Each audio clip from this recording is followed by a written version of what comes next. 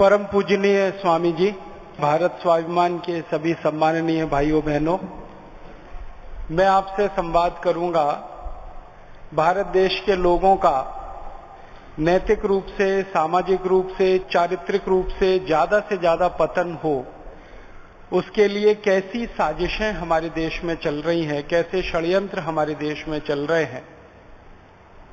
और इन साजिशों को और षड्यंत्रों को अगर हम ठीक से समझ पाएं तो इसको रोकने का उपाय हम कर सकते हैं, इनसे बचने का उपाय हम कर सकते हैं। उस दृष्टि से मैं आपसे बात करना चाहता हूं। ये जो हमें चारित्रिक, नैतिक और सामाजिक रूप से गिराने का षड्यंत्र और साजिश चल रही है, ये आज से नहीं चल रही है, ये बहुत पुरानी है, अंग्रेजों के जमाने से चल रही है। जब अंग्रेज इस देश में शासन करने के लिए आए और ईस्ट इंडिया कंपनी ने भारत देश पर अपना अधिकार स्थापित कर लिया, तो अंग्रेजों को और ईस्ट इंडिया कंपनी को इस बात की सबसे ज्यादा परेशानी थी कि भारतवासियों को हमेशा के लिए गुलाम बनाकर कैसे रखा जाए, भारतवासियों को हमेशा अपने काबू में और कंट्रोल में कैसे रखा जाए।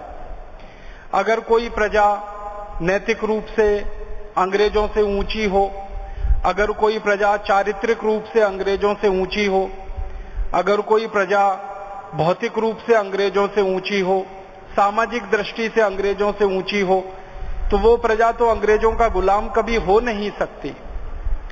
दुनिया में ये सर्वमान्य सत्य है। किसी भी देश में आप चले जाएं, अगर किसी को गुलाम बना के आप रखना चाहते हैं तो जिसको गुलाम बनाना है उसको हर तरह से नीचा दिखाना पड़ता है और उसको नीचा करना पड़ता है। गुलाम बनाने वाला जो मालिक है उसको हर दृष्टि से ऊंचा बताना पड़ता है, ऊंचा सिद्ध करना पड़ता है। अगर अंग्रेजों ने भारत को गुलाम बनाया तो भारतवासियों को हर तरह से नीचा दिखाना अंग्रेजों के लिए जरूरी था। भारतवासियों को हर तरह से नीचा करना और करवाना अंग्रेजों के लिए जरूरी था, नहीं तो भारत अंग्रेजों का कभी भी गुलाम नहीं होता और अंग्रेज कभी भी हमारे ऊपर राज नहीं कर सकते। आप अपने घर में भी ये देखें, पड़ोस में देखें, आसपास में देखें, जो मालिक होते हैं और जो नौकर होते हैं, मालिक और नौकरों के संबंध कुछ इसी तरह के हुआ करते हैं। नौकर हमेशा मालिक को ऊंची दृष्टि से देखता है, तभी वो नौकर रह सकता है। अगर नौकर मालिक को ऊंची दृष्टि से देखना बंद कर दे तो 1 मिनट में वो मालिक को छोड़कर जा सकता है या मालिक को 1 मिनट में समाप्त भी कर सकता है। इसलिए नौकर के लिए बहुत आवश्यक होता है कि वो अपने मालिक को अहो भाग्य में देखे, ऊंचा समझे, ऊंचा माने। और मालिक के लिए नौकर के प्रति ये जरूरी होता है कि वो नौकर को हमेशा नीचा बनाए, नीचा दिखाए, उससे नीचे काम करवाए। ये बात अगर हमें समझ में आए तो अंग्रेजों की नीति हमें समझ में आएगी। जब अंग्रेज आ गए इस देश में, उनकी सरकार स्थापित हो गई और उनकी ईस्ट इंडिया कंपनी का साम्राज्य जब चलने लगा तो अंग्रेजों ने भारत को गुलाम बनाकर रखने के लिए बहुत सारी नीतियां बनाई और भारत को लगभग 1000 वर्षों तक गुलाम बनाकर रखने के लिए नीतियां बनाई। कोई 10-20 साल गुलाम बनाकर रखने के लिए नीतियां नहीं बनाई। जिस अंग्रेज ने भारत को सबसे ज्यादा गुलामी में डाला, उस अंग्रेज का नाम है मैकॉले, टीबी मैकॉले। मैकॉले वो अंग्रेज था जिसने भारत को हर तरह से नीचा दिखाने के लिए, हर तरह से नीचा बनाने के लिए रात दिन काम किया। मैकॉले सन 1833 में भारत आया और यहाँ के गवर्नर जनरल का मेंबर बन गया, बोर्ड का। इस तरह से समझ लीजिए जैसे आज हमारे प्रधानमंत्री होते हैं, उनकी कोई कैबिनेट का कोई मंत्री हो जाता है, वैसे ही उस जमाने में गवर्नर जनरल हुआ करते थे और उनकी कैबिनेट का एक मंत्री था, उसका नाम था टीबी मैकॉले। वो भारत आ गया 1833 में और उसने भारत का भ्रमण करना शुरू किया और उसने सबसे ज्यादा नीतियां बनाई भारत को गुलाम बनाकर रखने के लिए। तो उसका एक स्टेटमेंट है जो परम पूजनीय स्वामी जी द्वारा लिखित पुस्तक है, हमारी आजादी का जो शंखनाद, संपूर्ण आजादी का शंखनाद पुस्तक है। इसमें वो स्टेटमेंट छपा है, आप सब इस पुस्तक को जरूर लें और इसको पढ़ें। स्टेटमेंट मैकॉले अपनी पार्लियामेंट में दे रहा है 2 फरवरी 1835 को। I have travelled length and breadth of India, मैंने भारत का उत्तर से दक्षिण पूरा प्रवास किया है। लेंथ एंड ब्रेथ का माने पूरे भारत का मैंने प्रवास किया है। And I have not seen a one person who is a beggar, मैंने भारत में आज तक एक भी आदमी को भिखारी नहीं देखा। माने एक भी भारतीय गरीब नहीं है और भिखारी नहीं है, माने भीख मांगने वाला कोई भारतवासी उसने नहीं देखा। फिर वो कहता है I have never seen a thief in India, मैंने भारत में किसी को चोर नहीं देखा। माने यहाँ कोई चोरी नहीं करता है, यहाँ कोई भीख नहीं मांगता है। और इसी स्टेटमेंट में, ये 3.5 घंटे का स्टेटमेंट है उसका, इसमें वो आगे कहता है कि मैंने भारत में किसी को बेरोजगार नहीं देखा, एक भी आदमी ऐसा नहीं है जो खाली बैठा हो, काम नहीं करता हो। तो ना तो उसने कोई भिखारी देखा, ना उसने कोई चोर देखा, ना उसने किसी को बेरोजगार देखा। इसका मतलब क्या है कि सन 1833 में जब मैकॉले भारत आया और उसके लगभग 1.5-2 साल के बाद वो ब्रिटिश पार्लियामेंट में ये बात कह रहा है 1835 2 फरवरी को कि भारत में कोई गरीब नहीं, भुखमरी का शिकार नहीं, चोर नहीं। इसका माने भारत आर्थिक रूप से बहुत समृद्धशाली देश है। इस स्टेटमेंट का सीधा मतलब है भारत की आर्थिक शक्ति बहुत है, भारत के लोगों के पास पैसा बहुत है, भारत के लोगों के पास काम बहुत है, रोजगार बहुत है, आदि आदि। इससे आगे की बात है जो बहुत महत्व की है, जो आज मेरे व्याख्यान का मुख्य विषय है। वो कहता है सच wealth I have seen in this country, मैंने इतनी संपत्ति, इतनी दौलत इस देश में देखी है जो शायद दुनिया के किसी देश में उसने नहीं देखी। क्योंकि भारत आने के पहले वो दुनिया के और भी कई देशों में गया ईस्ट इंडिया कंपनी की तरफ से, तो बाकी किसी देश में उसको इतनी दौलत और संपत्ति नहीं दिखाई दी जितनी भारत में उसने देखी। और उसके बाद की जो महत्व की बात कह रहा है, such high moral values, people of such calibre that I do not think we would ever conquer this country. वो कह रहा है कि इतने मजबूत लोग हैं यहाँ के, और यहाँ के लोगों का नैतिकता इतनी ऊंची है, मॉरल माने नैतिकता, यहाँ के लोगों की नैतिकता इतनी ऊंची है, यहाँ के लोगों की सामाजिकता इतनी ऊंची है, यहाँ के लोगों की ताकत इतनी अधिक है, मानसिक शारीरिक, कि हम कभी भी इस देश को जीत नहीं सकते, अर्थात हम कभी भी इस देश को गुलाम नहीं बना सकते। ये वो अपने स्टेटमेंट में कह रहा है। मतलब क्या है, नैतिक रूप से ऊंचे लोग हों, धार्मिक रूप से ऊंचे लोग हों, सामाजिक रूप से ऊंचे लोग हों, चारित्रिक रूप से जब बहुत ऊंचे लोग होते हैं तो उनको गुलाम बनाना एकदम असंभव होता है, संभव नहीं होता है। जिनके चरित्र ऊंचे होते हैं, जिनकी नैतिकता ऊंची होती है, जिनकी मान्यताएं ऊंची होती हैं, जिनकी सभ्यता में ऊंचाइयां बहुत होती हैं, परंपराएं जिनकी बहुत ज्यादा अच्छी होती हैं, मजबूत होती हैं, ऐसे लोगों को गुलाम नहीं बनाया जा सकता। ये मैकॉले भारत की बारे में अंग्रेजी संसद में कह रहा है 2 फरवरी 1835 को कि हम भारत को कभी गुलाम नहीं बना सकते, कभी जीत नहीं सकते। फिर आगे वो एक बात कह रहा है, अगले स्टेटमेंट में वो कह रहा है कि यदि भारत को गुलाम बनाना है तो हम बना नहीं सकते, ये देश बहुत मजबूत है हर तरह से, लेकिन अगर इस देश को गुलाम बनाना है तो हमें भारत के लोगों की रीढ़ की हड्डी तोड़नी पड़ेगी। अब ये एक मुहावरा है, रीढ़ की हड्डी तोड़ना। हमें भारत के लोगों को अगर गुलाम बनाना है तो रीढ़ की हड्डी तोड़नी पड़ेगी। ऐसे समझ लीजिए जैसे किसी व्यक्ति को कमजोर करना है तो रीढ़ की हड्डी तोड़ दो, वैसे ही भारतीय समाज को तोड़ना है, गुलाम बनाना है तो भारतीय समाज की रीढ़ की हड्डी को तोड़ना पड़ेगा। तो वो रीढ़ की हड्डी क्या होगी? वो भारत की नैतिकता है, वो भारत के लोगों का चरित्र है, वो भारत के लोगों की ऊंचाई है, वो भारत के लोगों की सारी मान्यताओं की मजबूती है। मतलब भारत के लोगों को नैतिक रूप से जब तक तोड़ेंगे नहीं हम, भारत के लोगों को चारित्रिक रूप से जब तक नीचे नहीं गिराएंगे हम, भारत के लोगों को आध्यात्मिक रूप से जब तक कमजोर नहीं करेंगे हम, भारत के लोगों को धार्मिक रूप से जब तक हम कमजोर नहीं करेंगे, तब तक भारत हमारा गुलाम नहीं होगा, नहीं हो सकता। ये एक लंबी बात है, मैं अब यहीं पे इस स्टेटमेंट को पूरा कर रहा हूं। मैकॉले ने 2 फरवरी 1835 को ब्रिटिश पार्लियामेंट में ये बोल दिया कि हम तो भारत को गुलाम बना नहीं सकते, क्योंकि भारत बहुत मजबूत है, नैतिक, आध्यात्मिक, शारीरिक, हर तरह से, भौतिक। लेकिन अगर इस देश को गुलाम बनाना है तो इसको नैतिक रूप से, चारित्रिक रूप से, सामाजिक रूप से नीचे दिखाना पड़ेगा, तोड़ना पड़ेगा, कमजोर करना पड़ेगा, तभी ये देश हमारा गुलाम होगा। ये बात हमें समझनी चाहिए मैकॉले की, उसके द्वारा दिए गए स्टेटमेंट से। ये एक बात हुई। अब इससे स्पष्ट क्या होता है कि अंग्रेजों की सरकार की नीति क्या है? भारत के लोगों को तोड़ना है, नैतिक रूप से, चारित्रिक रूप से। तो उसके लिए क्या कर रहे हैं अंग्रेज? अब एक दूसरे अंग्रेज का मैं आपको स्टेटमेंट सुनाता हूं। एक अंग्रेज हिंदुस्तान में आया, जैसे मैकॉले एक अंग्रेज आया, वैसे ही एक अंग्रेज आया, उसका नाम था ब्रेकन, फ्रांसिस ब्रेकन।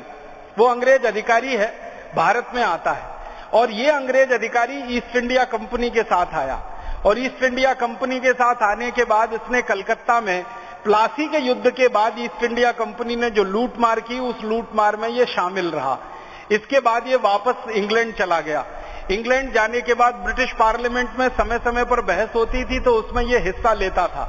एक बार ब्रिटिश पार्लियामेंट में बहस हुई सन 1832 में, और बहस ये हुई कि भारत में अंग्रेजी साम्राज्य को स्थापित करने की दृष्टि से हम क्या क्या काम ऐसे कर रहे हैं जिससे भारतवासियों के चरित्र गिर रहे हैं या भारतवासियों की नैतिकता में कमी आ रही है।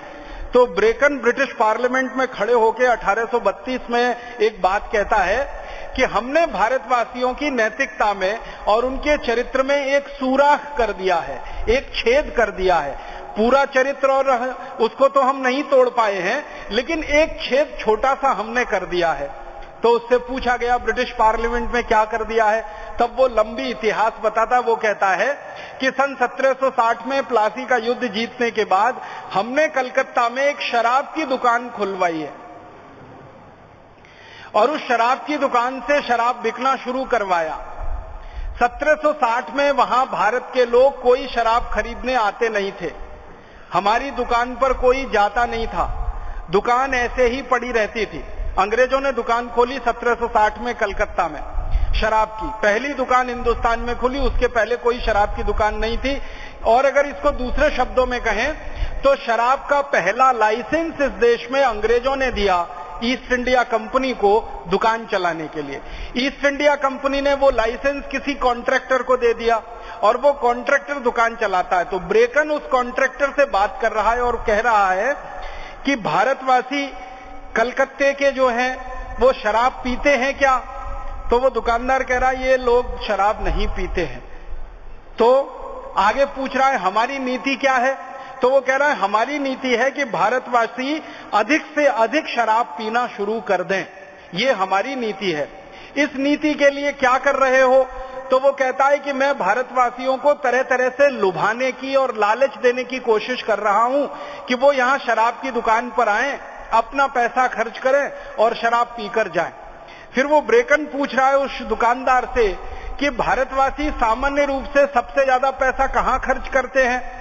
तो वो दुकानदार अंग्रेजी बता रहा है ब्रेकन को कि ये भारतवासी सबसे ज्यादा पैसा खर्च करते हैं मंदिर में दान देने में, गरीबों की सेवा करने में, जरूरतमंदों को देने में।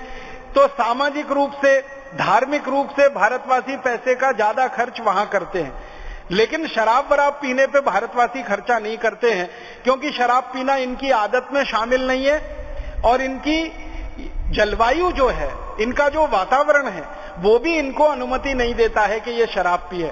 अब ये वार्तालाप है 1760 के आसपास का, और ये वार्तालाप हो रहा है एक अंग्रेज अधिकारी फ्रांसिस बेकन और अंग्रेजों ने पहली जो शराब की दुकान खुलवाई उसके दुकानदार के बीच में।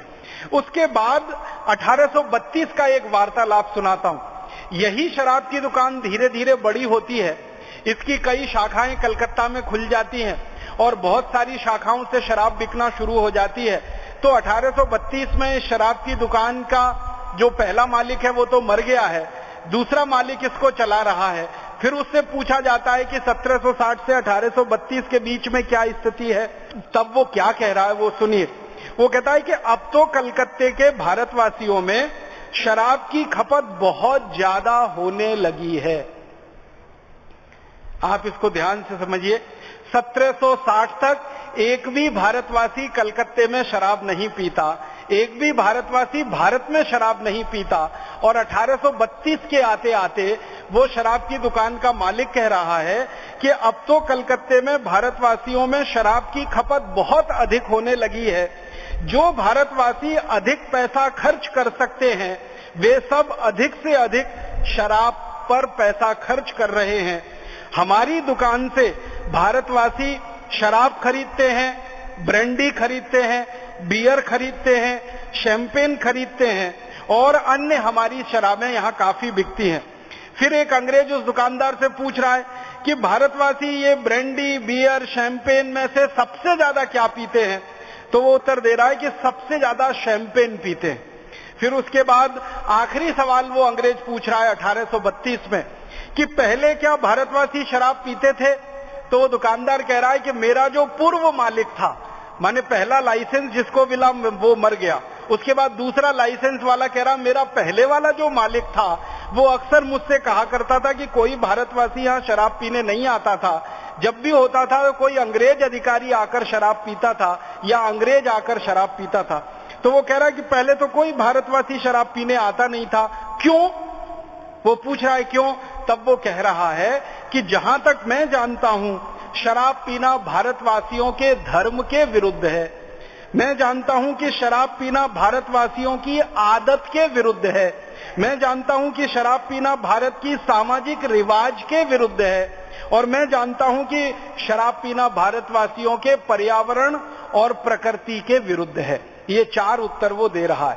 अब इससे हम अंदाजा लगाएं कि 1760 में एक भी भारतवासी शराब नहीं पीता हो और 1832 तक आते आते इस देश में हजारों लोग अंग्रेजों की शराब पीने लगे हों, तो मतलब क्या है? अंग्रेजों की जो नीति थी वो नीति भारत में सफल हुई। और वो नीति क्या थी? सचरित्र भारतवासियों को, ऊंचे चरित्र वाले भारतवासियों को, ऊंची नैतिकता वाले भारतवासियों को शराब में डुबो देना है और धीरे धीरे वो इतने शराबी हो जाएं कि उनकी नैतिकता की सारी चीजें छूटती चली जाए। आप जानते हैं दुनिया में शराब एक ऐसी वस्तु है जो किसी भी व्यक्ति को देवता से दानव बना सकती है, जो किसी भी व्यक्ति को देवत्व से राक्षसत्व की तरफ ले जा सकती है। ये अकेली एक ऐसी वस्तु है। आप जानते हैं और आपने बार बार सुना होगा कि जो व्यक्ति शराब पी लेता है उसको अपनी पत्नी और बेटी का अंतर समझ में नहीं आता। जो व्यक्ति शराब पी लेता है उसको बहन और पत्नी का अंतर भी समझ में नहीं आता। जो व्यक्ति शराब पी लेता है उसको कोई ऊंचा और नीचा दिखाई नहीं देता। जो व्यक्ति शराब पी लेता है वो कितना भी नीचे गिर सकता है। मैं आजकल अखबार पढ़ता हूं, आप भी अखबार पढ़ते होंगे। ऐसे बहुत सारे अखबारों में किस्से हमने पढ़े हैं, खबरें पढ़ी हैं और सच्ची खबरें हैं। जब शराब पीकर बाप ने अपनी बेटी के साथ बलात्कार किया, जब शराब पीकर भाई ने अपनी बहन की इज्जत से खिलवाड़ किया, जब शराब पीकर किसी चाचा ने अपनी भतीजी को नहीं छोड़ा, जब शराब पीकर किसी मामा ने अपनी भांजी को नहीं छोड़ा, जब शराब पीकर किसी रिश्तेदार ने अपने बिल्कुल नजदीकी लोगों को नहीं छोड़ा। हमारे भारत देश में आज बहुत खराब स्थिति है। हमारे देश की माताओं बहनों के साथ जो बलात्कार होते हैं, जो छेड़खानी की घटनाएं होती हैं, आप जानते हैं उनमें से 70% घटनाएं ऐसी होती हैं जो उनके किसी सगे संबंधी द्वारा ही की जाती हैं, क्योंकि वो सगे संबंधी शराब पिए हुए होते हैं, मदांध होते हैं, नशे के शिकार होते हैं, उनका विवेक खत्म हो जाता है, विवेक शून्य हो जाता है, चेतना समाप्त हो जाती है। आदमी पशु से भी बदतर हो जाता है। पशुओं में भी एक संयम होता है लेकिन शराबी आदमी वो संयम नहीं पाल सकता। तो ये शराब की विशेषता है। इस विशेषता को अंग्रेज जानते थे और इसलिए उन्होंने हिंदुस्तानी लोगों को शराब पीने की लत लगाई। और हिंदुस्तानी जो अंग्रेजों के आने के पहले शराब को छूते भी नहीं थे, शराब यहाँ बनती नहीं थी, तो पी कहां से जाएगी, तो वो हिंदुस्तानियों में शराब का दुर्गुण आ गया। फिर अंग्रेजों की देखा देखी हिंदुस्तानियों ने खुलेआम शराब पीना शुरू किया। 1832 में अब 1760 में एक दुकान थी, 1832 में 137 दुकानें हो गई, फिर धीरे धीरे 1890 तक आकर 350 दुकानें हो गई। फिर एक दिन पता चला कि अंग्रेज जब हिंदुस्तान छोड़कर गए तो 3500 से ज्यादा हिंदुस्तान में शराब की दुकानें हो गई। ये अंग्रेजों ने हमारे देश में शराब की लत लगाकर हिंदुस्तानियों के चरित्र को, उनकी नैतिकता को कमजोर करने का एक खतरनाक षड्यंत्र और एक खतरनाक साजिश इस देश में की। अब मुझे दुख है एक दूसरी बात का कि अंग्रेजों ने तो ये साजिश की, षड्यंत्र किया, उन्होंने हमको शराबी बना दिया और कोई कोर कसर नहीं छोड़ी। हमको उन्होंने शराब में डुबो दिया, उसके लिए कोई कसर नहीं छोड़ी। अंग्रेजों के जाने के बाद इस देश में क्या हुआ? हमारे मन में ये आएगा कि जब अंग्रेज चले गए 15 अगस्त 1947 को, तो शराब तो बंद हो जानी चाहिए और शराबी लोगों का सुधार होना चाहिए, उनको वापस नैतिक बनाना चाहिए, चारित्रिक रूप से ऊंचा उठाना चाहिए, उनकी आध्यात्मिक धार्मिक उन्नति के लिए काम किया जाना चाहिए।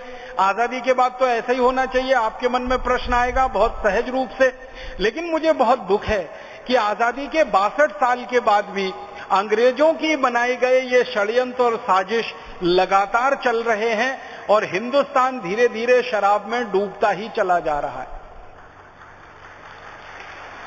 आप पूछेंगे कारण क्या है? कारण बिल्कुल सीधा सा है कि पहले गोरे अंग्रेजों ने भारत को बर्बाद करने के लिए ये शराब नीति चलाई, अब काले अंग्रेजों ने भारत को बर्बाद करने के लिए शराब नीति चला रखी है। काले अंग्रेजों से मतलब किनका है? काले अंग्रेजों से मेरा मतलब है वो भारतवासी जो अंग्रेजों की तरह भारत पर शासन कर रहे हैं और अंग्रेजों की तरह भारत पर राज कर रहे हैं। वो यहाँ के मुख्यमंत्री हो सकते हैं, यहाँ के वित्त मंत्री हो सकते हैं, वाणिज्य मंत्री हो सकते हैं, यहाँ के दूसरे तरह तरह के मंत्री हो सकते हैं। उनकी नीति भी अंग्रेजों की नीति से कोई भिन्न नहीं है। उनकी नीति वही है कि भारतवासियों को नैतिक रूप से, चारित्रिक रूप से, धार्मिक रूप से, आध्यात्मिक रूप से कम करते जाओ, गिराते जाओ, गिराते जाओ, गिराते जाओ और भारतवासी इतने गिर जाएं कि ये काले अंग्रेजों के खिलाफ कोई बगावत ना कर दें, षड्यंत्र ना हो जाए और काले अंग्रेजों की सत्ता हाथ से ना निकल जाए। मैं थोड़ा आंकड़ों से बात करना चाहता हूं कि अंग्रेज गए तब 3500 शराब की दुकानें इस देश में थी जिनको अंग्रेजी सरकार ने लाइसेंस दिए हुए थे। अब अंग्रेजों के जाने के 62 साल के बाद जिनको सरकारों ने लाइसेंस दिए हैं, ऐसी हिंदुस्तान में 24,400 शराब की दुकानें हैं। अगर दूसरे शब्दों में ये कहूं तो ये 24,400 शराब के ठेके हैं जो इस देश में दिए गए हैं। अंग्रेज गए थे तो 3,500 शराब की दुकानें थी। अंग्रेजों के जाने के लगभग 60-62 साल के बाद अब इस देश में 24,400 शराब की दुकानें हो गई हैं जिनको सरकार का लाइसेंस मिला हुआ है। और अगर आप ऐसी दुकानों की बात करना शुरू करें जिनको सरकार का लाइसेंस नहीं है तो उनकी संख्या भारत सरकार को भी नहीं मालूम है। हो सकता है वो 2 गुनी हो सकता है वो 3 गुनी हो सकता है वो 4 गुनी हो। आप अक्सर अखबारों में एक खबर पढ़ते हैं, जहरीली शराब पीने से 100 लोग मरे, नकली शराब पीने से 150 लोग मरे, नकली या जहरीली शराब पीने से 300 लोग मरे। इसका मतलब क्या है? एक तरफ तो सरकार के द्वारा लाइसेंस प्राप्त दुकानों से शराब बिक रही है और एक तो बिना लाइसेंस प्राप्त की हुई जगहों से भी शराब बिक रही है जो जहरीली है और नकली है और उसको पीकर हजारों लोग इस देश में मर रहे हैं। मैंने नेशनल क्राइम रिकॉर्ड ब्यूरो से कुछ दस्तावेज निकाले, कुछ आंकड़े निकाले तो पता चला कि हर साल इस देश में जहरीली नकली शराब पीकर 56,000 से ज्यादा लोग मर जाते हैं हर साल इस देश में। इसका माने नकली और जहरीली शराब अलग बिक रही है और सरकार के लाइसेंस वाली शराब अलग बिक रही है। अगर आप इसको अंदाजा लगाना चाहें कि 24,400 तो लाइसेंस शुदा दुकानें हैं तो कम से कम हो सकता है 50,000 दुकानें ऐसी भी होंगी या 50,000 केंद्र ऐसे भी होंगे जो बिना लाइसेंस के इस देश में चल रहे हैं और अंधाधुंध शराब इस देश में बेच रहे हैं। हमारी वर्तमान सरकार के आंकड़े हैं कि हर साल इस देश में करीब 7 crore 60 lakh litre 7.6 crore litre beer का उत्पादन होता है। सरकार बोलती है। और सरकार कहती है कि करीब 1 करोड़ लीटर बियर छोड़कर दूसरी शराबों का उत्पादन होता है, माने 8.5 करोड़ लीटर शराब का उत्पादन होता है। और ये आंकड़े हैं 2003-2004 के। सरकार ये कहती है कि हर साल शराब की मांग में 15% की वृद्धि होती है, तो 15% की वृद्धि को लगा दिया जाए तो अभी लगभग 10 करोड़ लीटर शराब इस देश में पैदा होती है और बेची जाती है।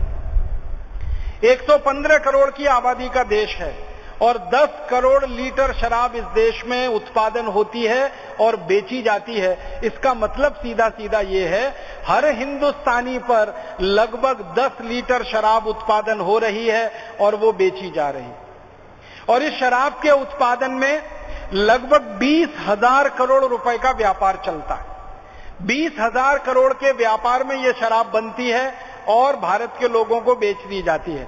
हमारे देश की सरकारों का क्या स्वार्थ है इस शराब के उत्पादन पर और बिक्री ज्यादा से ज्यादा बढ़े? तो सरकारों का ये कहना है कि शराब से टैक्स बहुत मिलता है, कर बहुत मिलता है, सरकार को आमदनी बहुत होती है, इसलिए सरकार इसको बढ़ावा देती है।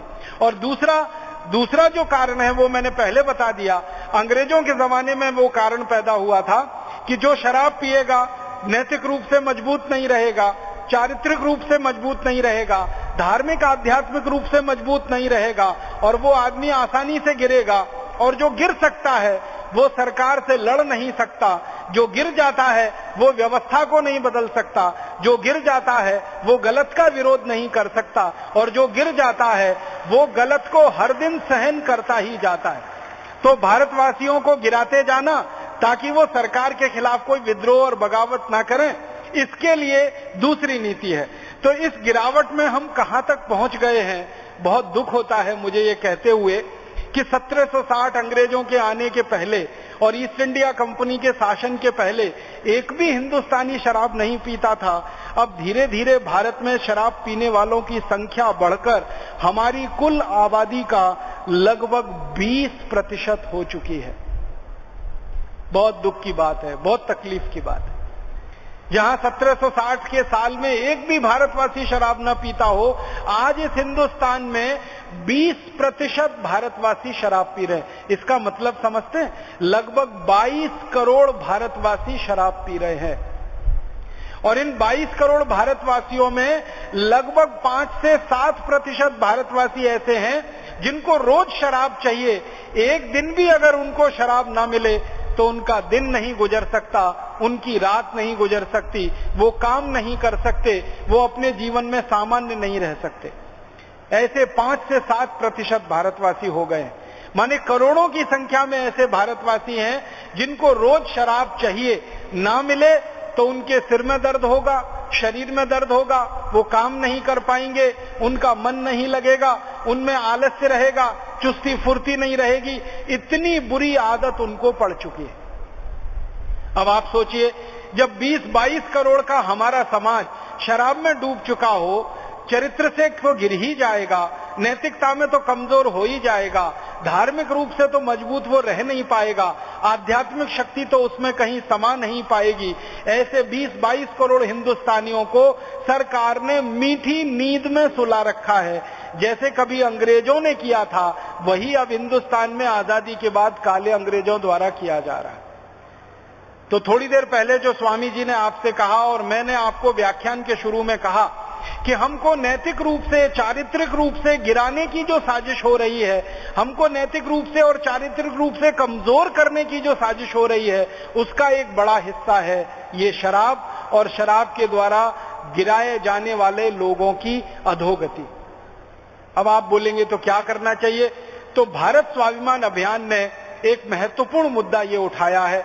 आप अगर भारत स्वाभिमान अभियान की नीतियों को ध्यान से पढ़ेंगे तो आपको ध्यान में आएगा कि भारत स्वाभिमान अभियान की 9 नीतियों में से प्रमुख है व्यसन मुक्त भारत, नशा मुक्त भारत, शराब मुक्त भारत, शराबियों से मुक्त भारत। ऐसा हम एक भारत बनाना चाहते हैं जिसमें कोई व्यक्ति नशा ना करता हो, कोई व्यक्ति व्यसन ना करता हो, कोई व्यक्ति शराबी ना हो, चारित्रिक और नैतिक रूप से कोई गिरा हुआ ना हो। ऐसा भारत बनाने का हमारा संकल्प है।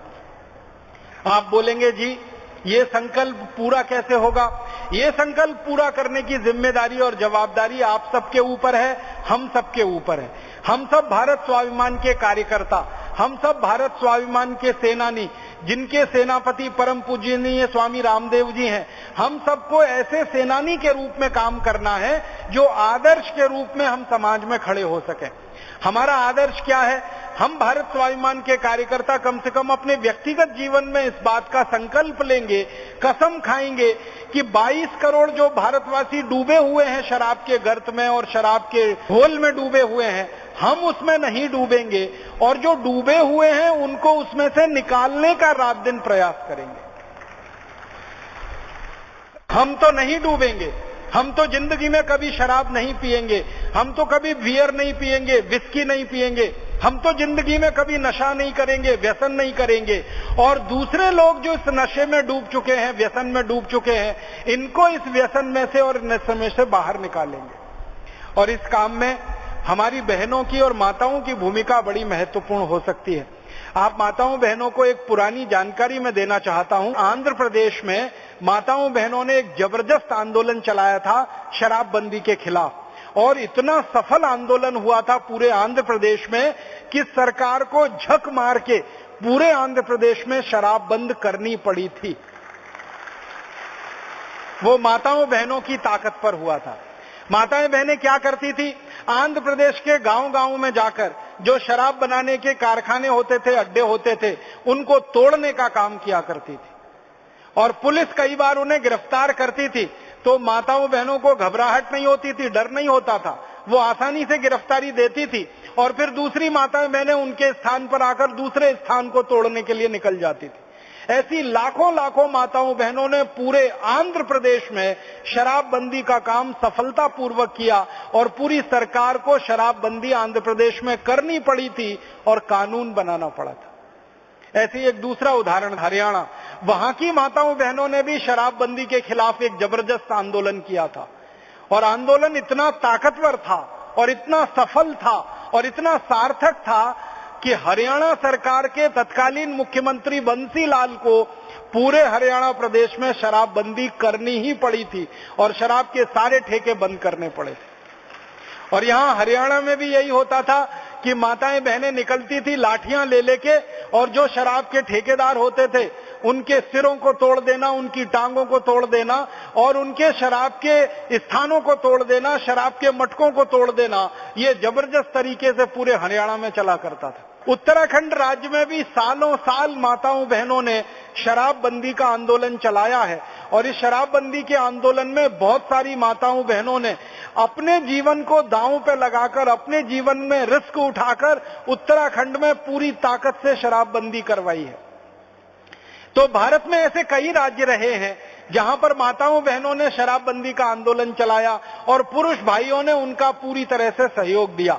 तो हम भारत स्वाभिमान के कार्यकर्ताओं को भी ये बात आदर्श के रूप में अपने सामने रखनी चाहिए कि हरियाणा में अगर ये हुआ, उत्तराखंड में अगर ये हुआ, आंध्र प्रदेश में अगर ये हुआ, तो सारे देश में ये हो सकता है। बस एक साथ पूरी ताकत हमें लगाने की जरूरत है। हम भारत स्वाभिमान के कार्यकर्ता भारत के करीब 680 जिलों में फैले हुए हैं और ये अगर खड़े हो गए और एक एक योग शिक्षक ने 10 व्यक्तियों को अपने साथ जोड़ लिया तो करोड़ों की संख्या में लोग आपके साथ इस अभियान में शामिल हो जाएंगे। क्योंकि इस शराब के बारे में हिंदुस्तान का हर पढ़ा लिखा आदमी, समझदार आदमी मानता है कि ये कोई अच्छी चीज नहीं है, पीने लायक नहीं है, पिलाने लायक नहीं है, इसको तो बंद ही होना चाहिए। और शराब जिस घर में पी जाती है और पिलाई जाती है, उस घर की माँ और बहन को, बेटी को सबसे ज्यादा दुर्दिन देखने पड़ते हैं।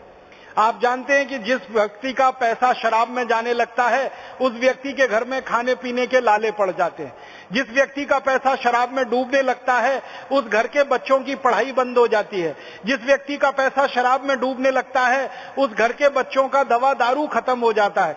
जिस व्यक्ति का पैसा शराब में डूबने लगता है उसकी सामाजिक इज्जत और हैसियत खत्म हो जाती है और उसकी पारिवारिक इज्जत भी चली जाती है।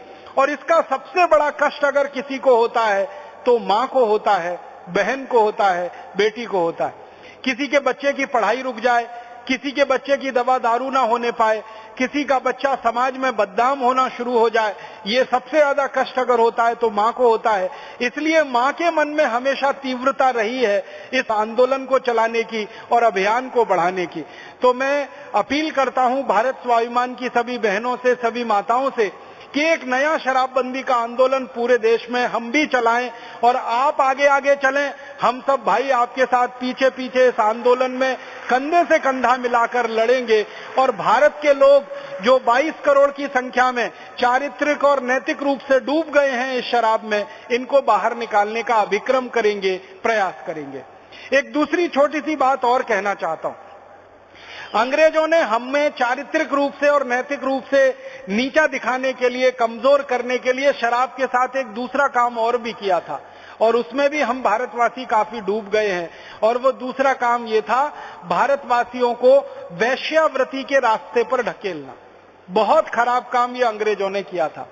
आपको सुनकर ताज्जुब होगा कि 1760 के पहले इस हिंदुस्तान में कोई शराब नहीं पीता था। ऐसे ही 1760 के पहले के दस्तावेज हैं, रिकॉर्ड हैं, इस देश में कहीं कोई वैश्याघर नहीं था, वैश्यालय नहीं था पूरे हिंदुस्तान। ये अंग्रेज थे जिन्होंने सबसे पहला वैश्यालय और सबसे पहला वैश्याघर खोला सन 1760 में, प्लासी के युद्ध के बाद कलकत्ता में। कलकत्ता में एक बहुत बदनाम इलाका कहा जाता है जिसको भारत सरकार रेड लाइट एरिया कहती है और उसका नाम है सोनागाछी। ये सोनागाछी का रेड लाइट एरिया है। आपको सुनकर बहुत अफसोस होगा, दुख होगा, ये अंग्रेजों का बसाया हुआ है और अंग्रेजों का बनाया हुआ है। अंग्रेजी दस्तावेज और रिकॉर्ड्स को पिछले कई वर्षों से मैं देख रहा हूं, समझ रहा हूं। 1760 के पहले हिंदुस्तान के किसी भी शहर में, किसी भी गांव में, कहीं भी वैश्याघर नाम की कोई चीज नहीं हुआ करती थी। तो आप बोलेंगे मुस्लिम शासकों के जमाने में क्या होता था? जब मुगल सम्राट इस देश में होते थे, मुगल शासक इस देश में होते थे, मुस्लिम धर्म को मानने वाले शासक होते थे, तब क्या होता था? मुस्लिम शासकों के जमाने में 700 साल तक इस देश में एक भी वैश्यालय नहीं बना, एक भी वैश्याघर नहीं बना। कुछ एक दो मुस्लिम शासकों ने, जो अपवाद माने जाते हैं, जिनको उनके धर्म वाले भी गालियां देते हैं, एक गलत काम शुरू किया था। माताओं, बहन, बेटियों को घरों में से उठा लेना और जबरदस्ती उनको एक महल में रखना। उस महल का नाम हरम होता था। उस हरम में मुस्लिम शासक अपने आमोद प्रमोद के लिए, समय गुजारने के लिए माताओं, बहन, बेटियों का नाच वगैरह कराया करते थे। तो ये कुछ मुस्लिम शासकों ने किया, लेकिन वैश्याघर और वैश्यालय इस हिंदुस्तान में कभी नहीं बना। आप बोलेंगे पुराने जमाने में तो हमारे देश में हमने इतिहास में पढ़ा है, कुछ उपन्यास भी पढ़े हैं। हो सकता है आपने एक उपन्यास पढ़ा हो अपने जीवन में, वैशाली की नगर वधू। ये सम्राट अशोक के जमाने की बात है, चंद्रगुप्त विक्रमादित्य चंद्रगुप्त मौर्य के जमाने की बात है कि नगर वधू हुआ करती थी। हाँ, उस जमाने में नगर वधू हुआ करती थी, लेकिन उसका काम वैश्या के काम से बिल्कुल अलग होता था। नगर वधू जो होती थी वो पूरे नगर की बड़ी सम्मान और इज्जत वाली कोई महिला और बहन हुआ करती थी और नगर वधू के शरीर को कोई भी पुरुष चाहे तो अपनी वासना का शिकार नहीं बना सकता था और नियम और कानून ऐसे थे कि नगर वधू के शरीर को कोई छू भी नहीं सकता था। आप बोलेंगे फिर ये नगर वधू होती किस लिए थी? ये नगर वधू हुआ करती थी समाज के लोगों को संगीत की तालीम देने के लिए, शिक्षा देने के लिए, जैसे नृत्य सिखाने के लिए, जैसे गायन सिखाने के लिए, जैसे वादन सिखाने के लिए। वो संगीत की कला में बहुत निपुण कलाकार हुआ करती थी और उनके द्वारा संगीत शिक्षण और प्रशिक्षण का काम चला करता था। सम्राट अशोक के जमाने में, सम्राट चंद्रगुप्त के जमाने में, सम्राट हर्षवर्धन के जमाने में, सम्राट चंद्रगुप्त विक्रमादित्य के जमाने में, जितने भी भारत में चक्रवर्ती सम्राट रहे हैं, इनके जमाने में जो नगर वधुएं हुआ करती थी वो संगीत का शिक्षण और प्रशिक्षण देने वाली उच्च इज्जतदार, बहुत रौबदार महिलाएं हुआ करती थी। वो अपने शरीर का सौदा करने वाली सामान्य वैश्याएं नहीं हुआ करती थी। तो नगर वधू एक अलग बात थी, हरम में महिलाओं का रहना बिल्कुल अलग बात थी। अंग्रेजों ने क्या किया? भारतवासियों के चरित्र को पूरी तरह से खत्म कर देने के लिए सबसे पहली बार एक वैश्याघर खोल दिया और वो वैश्याघर सोनागाछी का, कलकत्ता का वैश्याघर बन गया। अंग्रेजों ने वहां क्या किया? 1757 के प्लासी के युद्ध के बाद रॉबर्ट क्लाइव ने कलकत्ता को लूटा। इतिहास में आपने पढ़ा होगा, उस रॉबर्ट क्लाइव ने न सिर्फ कलकत्ता के धन संपत्ति को लूटा, बल्कि जिन घरों में वो गया उन घरों की माताओं बहन बेटियों की इज्जत और आबरू को भी लूटा। और ऐसे सैकड़ों घर थे जहां अंग्रेज घुस गए और उन्होंने हमारी मां बहन बेटियों की आबरू को तार तार कर दिया। फिर उन मां बहन बेटियों का समाज में कोई रखवाला नहीं रहा, घर वालों ने उनको निकाल दिया, समाज ने उनको तिरस्कृत कर दिया और अंग्रेजों ने उनकी इज्जत से खिलवाड़ किया।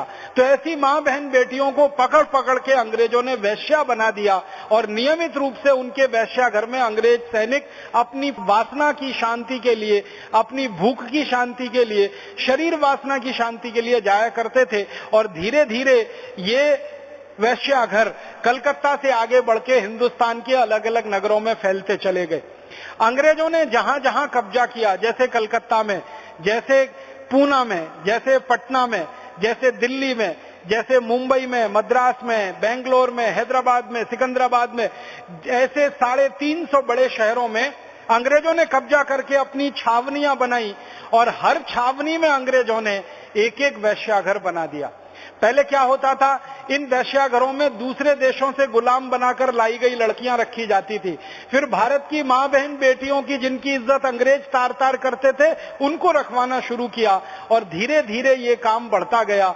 और बहुत दुख और अफसोस की बात है कि हजारों हजारों भारतीय मां बहन बेटियों को अपनी इज्जत गंवाकर, अपनी अस्मत गंवाकर अंग्रेजों की इस क्रूरता का शिकार होना पड़ा, अंग्रेजों की पिपासा का शिकार होना पड़ा और उनको मजबूरी में ये वैश्या धर्म अपनाना पड़ा। परिणाम उसका क्या हुआ, ऐसी वैश्याओं की संख्या बढ़ती चली गई और वैश्या घरों की संख्या भी बढ़ती चली गई। अब मुझे बहुत अफसोस है और मेरे मन में हमेशा ये आता है कि अंग्रेज चले गए 15 अगस्त 1947 को, तो वैश्यावृत्ति खत्म होनी चाहिए थी। अंग्रेजों के जाने के बाद ये गलत काम इस देश में बंद होना चाहिए था, क्योंकि अंग्रेजों ने अपनी शरीर पिपासा को शांत करने के लिए ये सारा दुष्कर्म शुरू किया था। तो अंग्रेजों के जाने के बाद इसे क्यों चलते रहना चाहिए।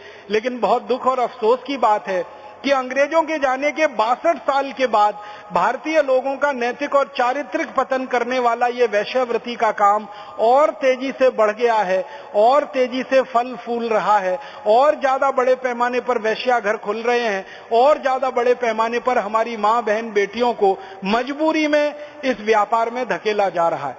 आंकड़ों में अगर मैं बात करूं तो आपको सुनकर हैरानी होगी, 1760 में अंग्रेजों ने जो पहला वैश्याघर खोला था उसमें 200 के आसपास वैश्याएं हुआ करती थी।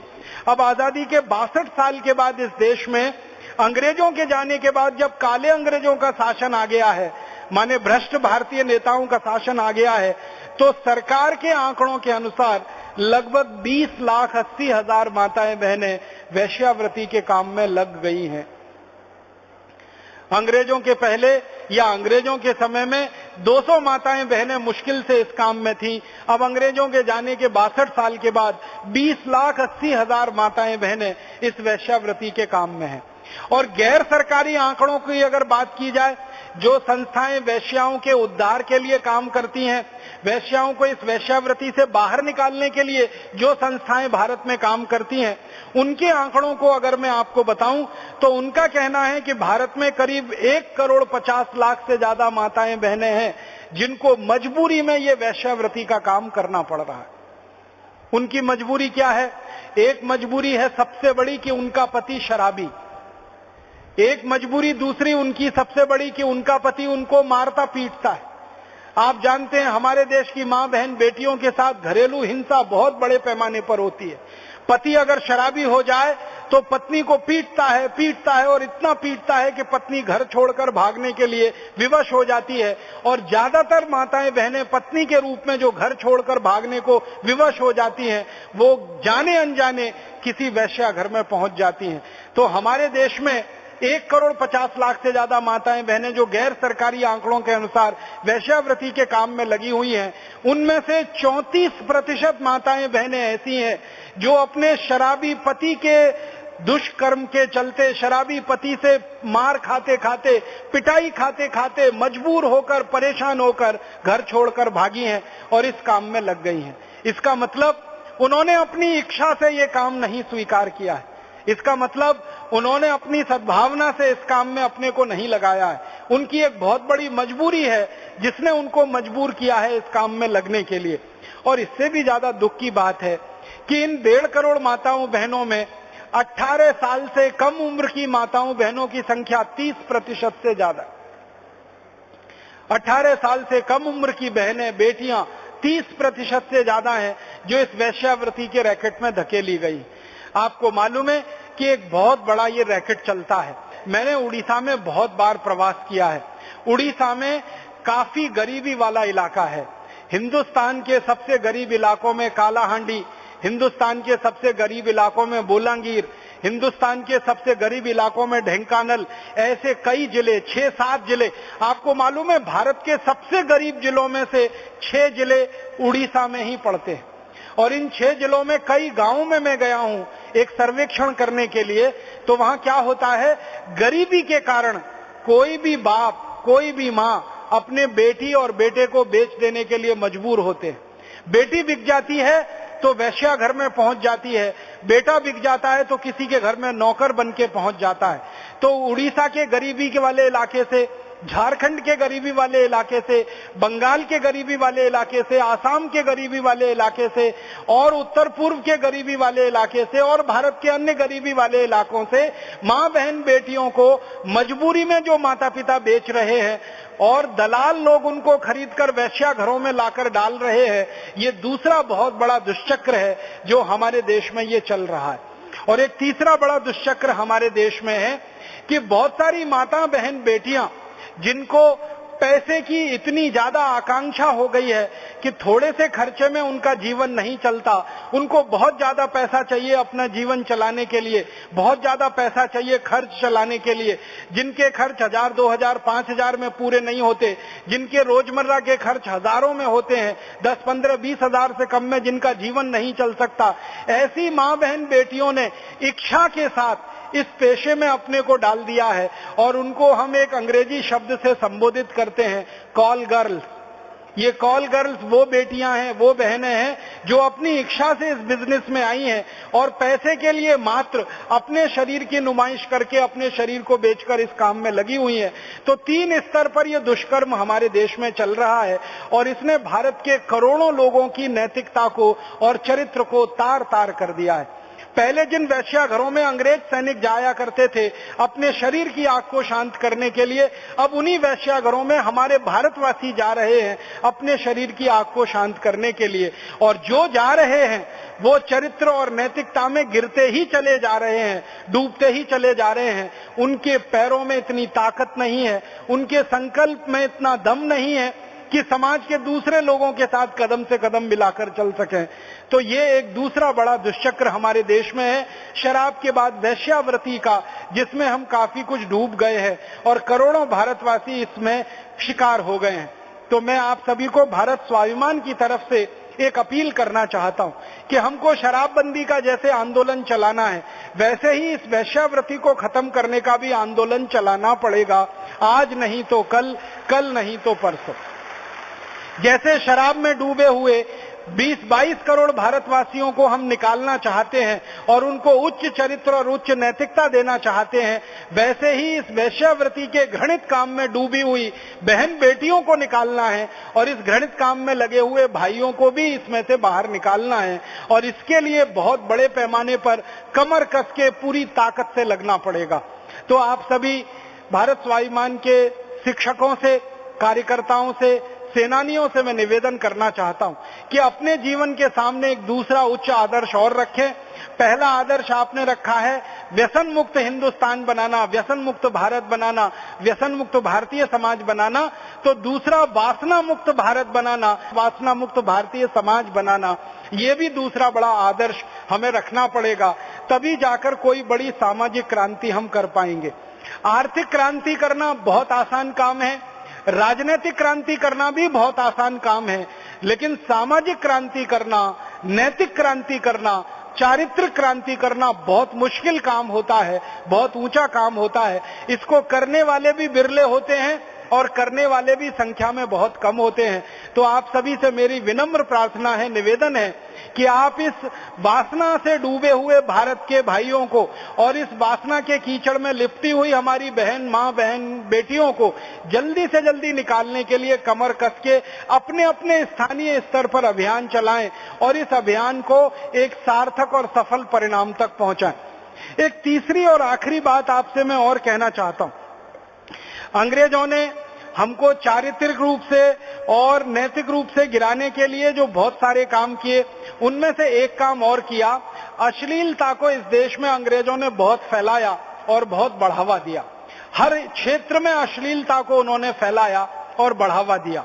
मां बहन बेटियों के शरीर को विद्रूप तरीके से प्रदर्शित करके अंग्रेजों ने इस देश में एक ऐसी परंपरा डाल दी जो अब हमारे गले की फांस बन गई है और एक गले की हड्डी जैसी हो गई है।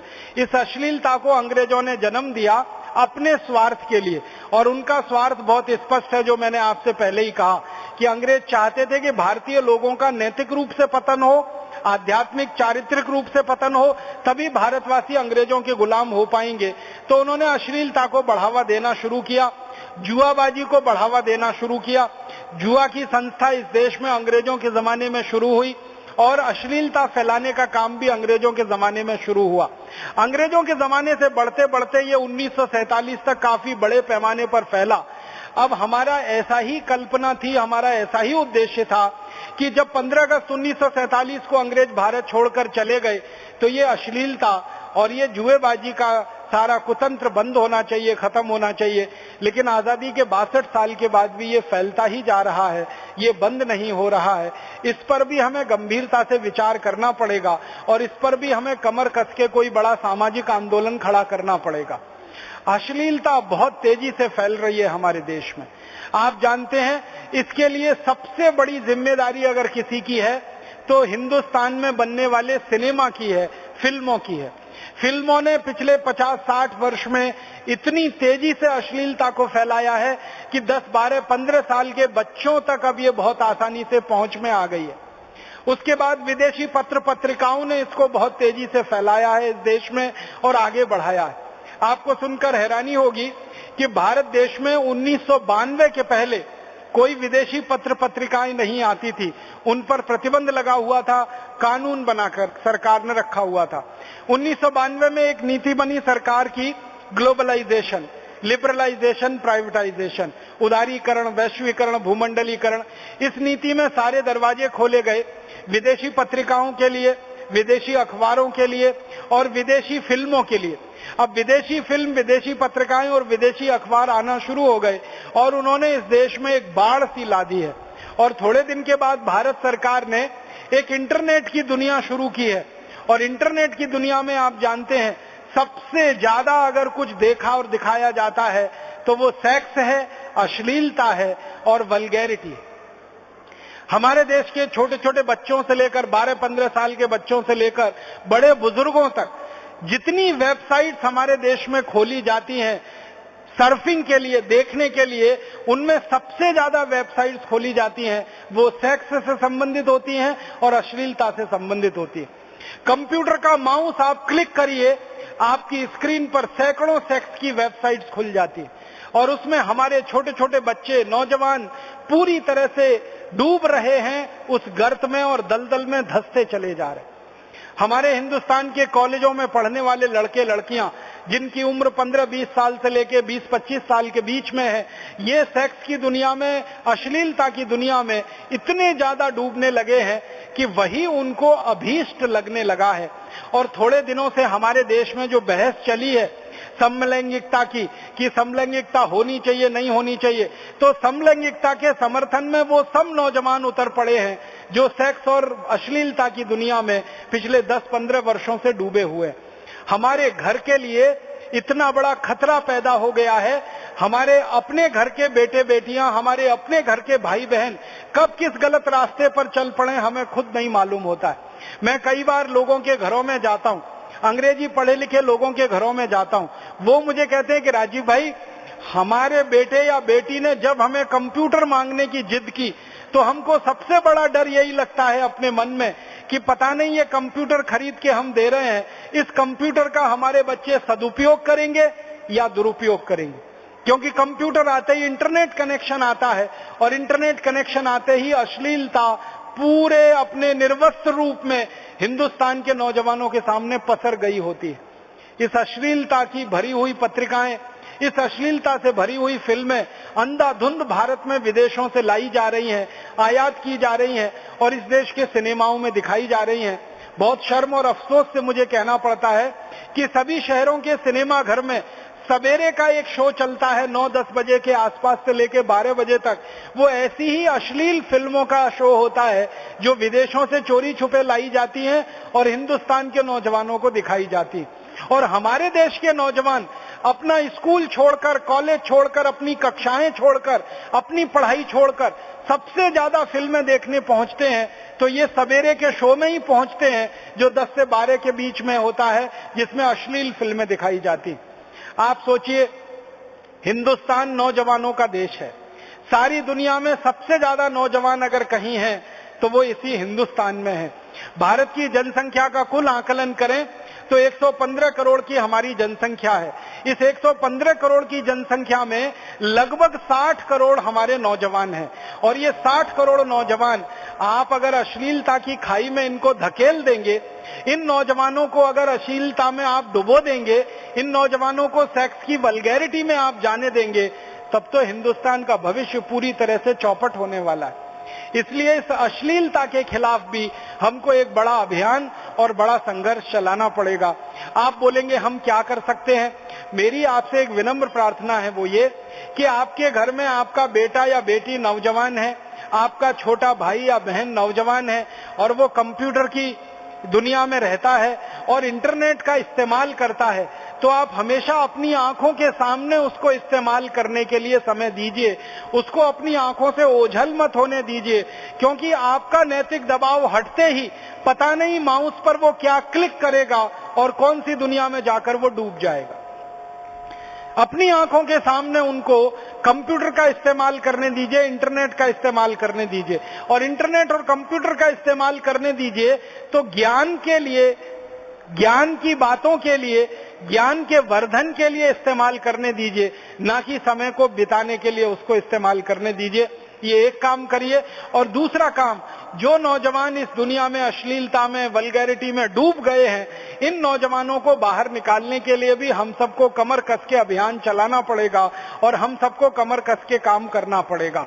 और ये काम अगर हम करेंगे तो इसकी शुरुआत कहां से होगी? इसकी शुरुआत फिल्मों से करिए। हमारे देश में फिल्में जो सबसे ज्यादा माता बहन बेटियों को गलत तरीके से चित्रित करती हैं और अश्लीलता का सबसे ज्यादा फैलावा करती हैं, इन फिल्मों का बहिष्कार करना आप शुरू करिए, क्योंकि बहिष्कार वो हथियार है, बहिष्कार वो डायनामाइट है जो बड़े से बड़े गुलामी के पहाड़ों को तोड़ सकता है। अगर आप बहिष्कार की ताकत अपने मन में रखते हैं और बहिष्कार का जज्बा आपके अंदर है तो आप इन फिल्मों का बहिष्कार कर सकते हैं पारिवारिक रूप से, फिर इन फिल्मों का बहिष्कार कर सकते हैं सामाजिक रूप से और फिर इन फिल्मों का बहिष्कार कर सकते हैं राष्ट्रीय रूप से। तो ऐसी गलत फिल्में जो माताओं बहनों को गलत तरीके से चित्रित करती हैं, अश्लीलता फैलाती हैं, सेक्स और वल्गैरिटी में नौजवानों को डुबोती हैं, उनका बहिष्कार कीजिए। इसी तरह से जो सीरियल आ रहे हैं हमारे टीवी चैनलों पर और जिन सीरियलों में सिवाय इस विषय के दूसरा कोई विषय नहीं है, एक्स्ट्रा मैरिटल अफेयर, पर स्त्री गमन, पर पुरुष गमन, किसी की पत्नी किसी के पति के साथ भाग गई, किसी का पति किसी दूसरी की पत्नी के साथ भाग गया, क्या एक दो नहीं ऐसे बीसियों चैनलों पर हमारे यहाँ सीरियल्स आ रहे हैं जिनमें इस तरह के दृश्य दिखाए जा रहे हैं। इनको भी आप पूरी ताकत से बहिष्कार करना शुरू करिए। टेलीविजन का रिमोट कंट्रोल आपके हाथ में है, दबाने की ताकत पैदा करिए। रिमोट जब आपके हाथ में है, स्विच आपके हाथ में है, तो रिमोट कंट्रोल को ऑफ करना भी आपके हाथ में है, स्विच को ऑफ करना भी आपके हाथ में है। बस आप में संकल्प की ताकत की जरूरत है। तो अपने संकल्प की ताकत को बढ़ाइए, अपने परिवार के बेटे बेटियों के संकल्प की ताकत को बढ़ाइए, अपने परिवार के भाई बहनों के संकल्प की ताकत को बढ़ाइए और ये रिमोट कंट्रोल के स्विच को ऑफ करना सीख लीजिए। और ये फालतू और खराब सीरियल, जो भी चैनल पर आते हैं उन सब चैनलों का बहिष्कार करना शुरू कर दीजिए। आपको मालूम है चैनल चलते हैं विज्ञापनों से और विज्ञापन मिलते हैं टीआरपी से, और टीआरपी ज्यादा आती है ज्यादा से ज्यादा लोग जब उस चैनल को देखते हैं। अगर ज्यादा से ज्यादा लोग किसी चैनल को देखते हैं तो उस चैनल की टीआरपी बहुत ऊंची आ जाती है, उसको विज्ञापन अच्छे मिलना शुरू हो जाते हैं, और फिर उस चैनल के विज्ञापनों की संख्या बढ़ने से उस चैनल का ऐसा सारा दुष्कर्म शुरू होता है, वो हर तरह की अश्लीलता और हर तरह की अभद्रता पर उतर आते हैं।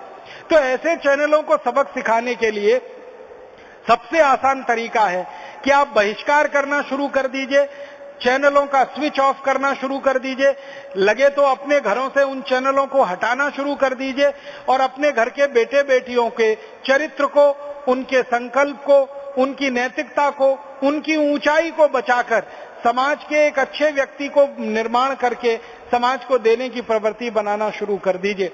तो अंग्रेजों ने जो हमारे देश में साजिश की, हमारे चरित्र का पतन करके, हमारी नैतिकता का पतन करके, हमारी ऊंचाइयों को नीचाइयों में बदलकर, हमें ऊंचे से नीचा बनाकर, इस अंग्रेजों की हुई साजिश को पूरा खत्म करने के लिए हम सबको कमर कस के अभियान चलाना है। भारत स्वाभिमान इसी उद्देश्य के लिए बना है। जो कुछ अंग्रेजों ने नीतियों के रूप में चलाया, जो कुछ अंग्रेजों ने इस देश में अपने स्वार्थ के लिए बनाया, जो कुछ अंग्रेजों ने इस देश में अपने स्वार्थ को आगे बढ़ाने के लिए स्थापित कराया, वो सब हमें हटाना है, बदलना है, और तभी हम मानेंगे कि भारत की सच्ची आजादी और भारत में सच्चा स्वराज्य आएगा। भारत में सच्ची स्वतंत्रता भी तभी आएगी जब अंग्रेजों की बनाई गई इन नीतियों का हम पूरी तरह से बहिष्कार कर देंगे और हमारे देश में अपनी बनाई हुई नीतियां और तंत्र को अपने देश में अपनी ताकत से लागू करेंगे। मैं एक आखिरी दस्तावेज पढ़कर इस व्याख्यान को खत्म करना चाहता हूं, और ये आपके लिए एक चुनौती है, ये हम सबके लिए एक चुनौती है। मैकॉले ने सन 1836 में अपने पिताजी के नाम एक पत्र लिखा था, और उस पत्र में मैकॉले ने जो लिखा था उसको मैं आपको पढ़कर सुनाना चाहता हूं। मुझे कई बार लगता है कि मैकॉले अभी जिंदा है क्योंकि उसकी नीतियां जिंदा है। मैकॉले अभी जिंदा है क्योंकि उसका तंत्र जिंदा है। मैकॉले अभी जिंदा है क्योंकि उसकी बनाई गई व्यवस्था जिंदा है। मैकॉले एक व्यक्ति का नाम नहीं है, वो एक व्यवस्था का नाम है। मैकॉले एक व्यक्ति का नाम नहीं है, वो कुछ बनाई गई नीतियों का नाम है। मैकॉले एक व्यक्ति नहीं है, वो अंग्रेजों का पूरा तंत्र है जिसको छोड़कर यहां गया। मैकॉले ने सन 1836 में अपने पिताजी को एक पत्र लिखा और उसमें वो कहता है कि मुझे पूरा विश्वास है कि यदि हमारी अंग्रेजी नीतियों के अनुसार भारत में काम होता रहा तो आज से कुछ साल के बाद भारत के लोगों में एक भी व्यक्ति ऐसा नहीं रह जाएगा जो सच्चा भारतीय हो। इसको मैं फिर से पढ़ के सुनाना चाहता हूं आपको। मैकॉले अपने पिता को लिख रहा है सन 1836 में, मुझे पूरा विश्वास है कि यदि हमारी अंग्रेजी नीतियों के अनुसार भारत में काम होता रहा तो आज से कुछ साल के बाद भारत के लोगों में एक भी ऐसा व्यक्ति नहीं रह जाएगा जो सच्चा भारतीय हो। और सच्चे भारतीय की उसकी परिभाषा क्या है? चरित्र में ऊंचा, नैतिकता में ऊंचा, आध्यात्म में ऊंचा, धार्मिक रूप से ऊंचा, झूठ नहीं बोलने वाला, सत्य का आचरण करने वाला, हमेशा धर्म के रास्ते पर चलने वाला। ये सब सद्गुण उस जमाने में भारतीयों में हुआ करते थे और इसके विपरीत सारे गुण अंग्रेजों में हुआ करते थे। सवेरे एक बात बोलकर शाम को दूसरी बात बोलना, बार बार झूठ बोलना, एक सौदा करना उसको पलट देना, चरित्र में नीचे से नीचे गिरते चले जाना, नैतिकता में नीचे से नीचे गिरते चले जाना, ये अंग्रेजियत की निशानी उस जमाने में मानी जाती थी। तो मैकॉले कहता है कि हम जो नीतियां चला रहे हैं, इन नीतियों में थोड़े दिन के बाद भारतवासी दीक्षित हो जाएंगे तो वो भी चरित्र में गिर जाएंगे, हमारी तरह हो जाएंगे, नैतिकता में गिर जाएंगे, हमारी तरह हो जाएंगे, और इन भारतवासियों का जब पतन हो जाएगा तो इनको गुलाम बनाना पूरी ताकत से हमारे लिए आसान हो जाएगा। हम या तो इस चुनौती को स्वीकार करें जो मैकॉले ने हमको दी है, और या इस चुनौती को हम अस्वीकार करें जो मैकॉले ने हमको दी है। अगर इस चुनौती को हम स्वीकार करते हैं तो हम दूसरा संकल्प करें कि हम भारतवासियों को मैकॉले की षड्यंत्रकारी नीतियों से बाहर निकालेंगे और ऊंचे चरित्र की तरफ, ऊंची नैतिकता की तरफ लेके जाएंगे, जिसके खिलाफ मैकॉले ने काम किया था। और हम जब तक ये काम नहीं करेंगे तब तक विराम नहीं लेंगे, विश्राम नहीं लेंगे। अगर ऐसा हम संकल्प करते हैं तो मैकॉले की इन नीतियों को पूरी तरह से हम खत्म कर पाएंगे। मैकॉले की जीत वास्तव में भारतवासियों के धार्मिक, नैतिक और सामाजिक जीवन के नाश करने के खुले संकल्प की जीत होगी। मैं ऐसा मानता हूं कि अगर मैकॉले जीतेगा तो ये जीत मैकॉले के खुले संकल्प की होगी, जिसने नैतिक, सामाजिक और चारित्रिक रूप से भारतवासियों को खत्म करने का षड्यंत्र रचा था। और अगर हम जीतेंगे तो भारतवासियों को नैतिक, चारित्रिक और सामाजिक रूप से इतना ऊंचा ले जाएंगे कि आने वाली पीढ़ियां इस बात पर गर्व करेंगी कि ऐसे भारतवासी पुरखे हमारे देश में थे, जिनकी इतनी ऊंची नैतिकता थी, जिनका इतना ऊंचा चरित्र था, जिनकी इतनी ऊंची मान्यता थी। तो संघर्ष हमारे सामने स्पष्ट है, लड़ाई हमारे सामने स्पष्ट है, रास्ता भी हमारे सामने स्पष्ट है। एक तरफ मैकॉले की षड्यंत्रकारी नीतियों का काम इस देश में चल रहा है आजादी के 62 साल के बाद भी, और दूसरी तरफ हम भारत स्वाभिमान के लोग तैयार हो रहे हैं मैकॉले के षड्यंत्र को खत्म करने के लिए, नेस्तनाबूद करने के लिए, जड़मूल से समाप्त करने के लिए। अब देखना इसमें है कि विजय हमारी होगी। क्यों? क्योंकि हम संकल्पवान हैं, हम चरित्रवान हैं, हमारी नैतिकता बहुत ऊंची है, हमारी आध्यात्मिकता बहुत ऊंची है। हमारे जो सेनापति हैं उनकी नैतिकता हमसे भी ऊंची है, उनकी आध्यात्मिकता हमसे भी ऊंची है। हमारे जो नेता हैं परम पूजनीय स्वामी रामदेव जी, उनकी नैतिकता, उनकी आध्यात्मिकता, उनकी चारित्रिकता, उनके सारी ऊंचाइयां तो इस हिंदुस्तान में वर्तमान में काफी है। तो जब हमारे गुरु ऐसे हैं, हमारे सेनापति ऐसे हैं, तो हम में भी वैसे ही संस्कार आने वाले हैं। तो अपने गुरु और अपने सेनापति के सानिध्य में रहकर, उनकी नैतिकता और उनके चरित्र की ऊंचाइयों को छूकर हम भी कुछ प्राणवान हो जाएं, संकल्पवान हो जाएं, और इस लड़ाई को, जो सामाजिक, नैतिक, आध्यात्मिक और चारित्रिक लड़ाई है, ये सिर्फ आर्थिक और राजनीतिक लड़ाई नहीं है, इस लड़ाई में हम विजय पाएं और अपनी विजय पताका सारी दुनिया में फहराएं। ऐसा बोलकर मैं आप सभी का धन्यवाद करता हूं, आभार करता हूं। आपका बहुत आभारी रहूंगा कि जो बातें मैंने आपसे कही हैं, इनको आप हमेशा हृदयांगम करके रखेंगे, इनको अपनी समझ में रखेंगे, अपने दिमाग में रखेंगे, और अपने जीवन के कदम कदम पर इस प्रयास को करते रहेंगे कि हमें चारित्रिक रूप से, नैतिक रूप से, आध्यात्मिक रूप से ऊंचा होते जाना है, और दूसरे अपने सहयोगी भाइयों को चारित्रिक रूप से, नैतिक रूप से, आध्यात्मिक रूप से ऊंचा उठाते जाना है।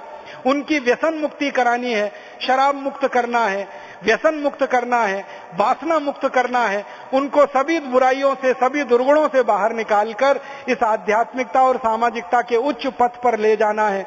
भगवान हमको इसमें शक्ति प्रदान करे, ईश्वर हमको इसमें शक्ति प्रदान करे, ऐसी उनसे मैं प्रार्थना करता हूं। हम सब में संकल्प भरे, ऐसी मैं ईश्वर से प्रार्थना करता हूं, और हम सब ईश्वर पुत्र अपने सदगुरु के साथ मिलकर इस अभियान में कामयाब हों, ऐसी बहुत बहुत शुभकामनाओं के साथ आपका आभार व्यक्त करता हूं।